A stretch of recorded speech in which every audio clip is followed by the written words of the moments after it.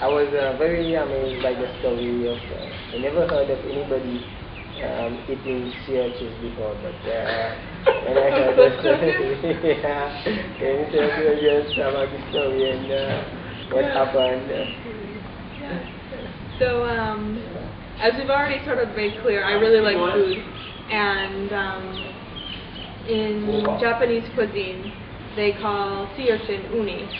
And so I'd eaten uni before when I was at restaurants in the U.S.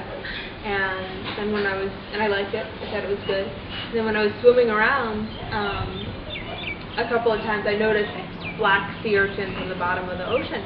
And so I said, I should eat one of those. So then we were at Anse Major one day with our friend Cliff, who also came to the Seychelles and who goes to school with us. We went and Nate and I tried to get one of these sea urchins off the bottom of the floor. Yeah, so, I mean, you can't grab it because it has such sharp spines. Like huge, like this big. We dove down with like a pocket knife and tried to pry it loose from the rock, which we could do okay, but then we couldn't lift it up out of the water. So then Merybeth had like a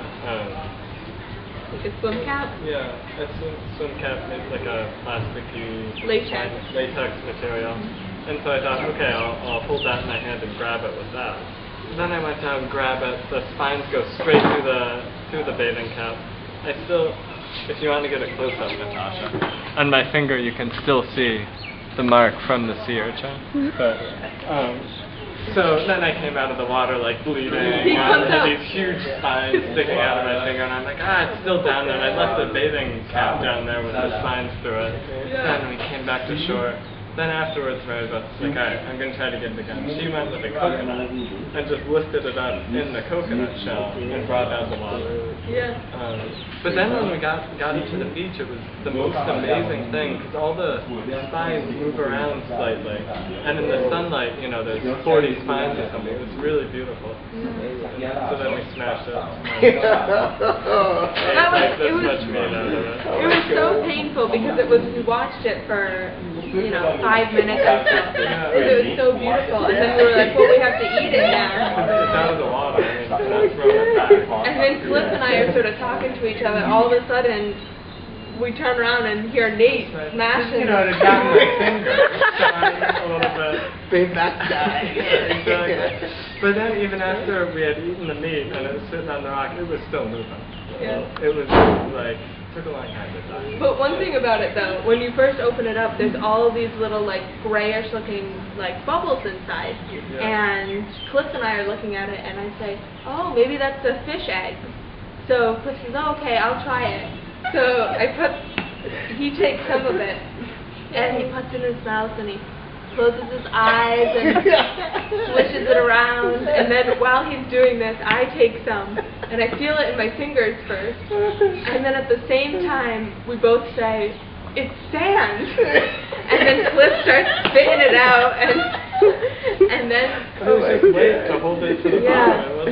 we realized the sea urchin, it sucks up sand inside of it in order so that it stays on the bottom of the ocean. And because it's not stuck to the ocean in any way except that it's just weighted by the sand. But then inside of it there's 5 strips of meat.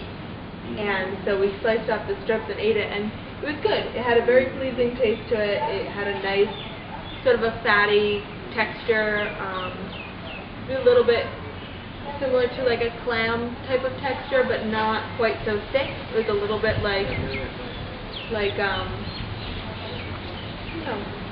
I never did. Yeah. But use a coconut. I think I'll try Yeah. something.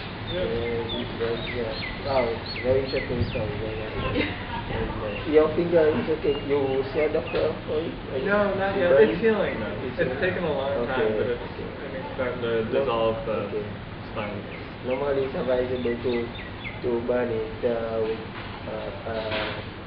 the fire or something, just to poison, but it's safe. I think if I'd be dead by now or sick or something if it was poison. Maybe just they didn't cook it. Yeah. Okay. Very interesting adventure. Yeah.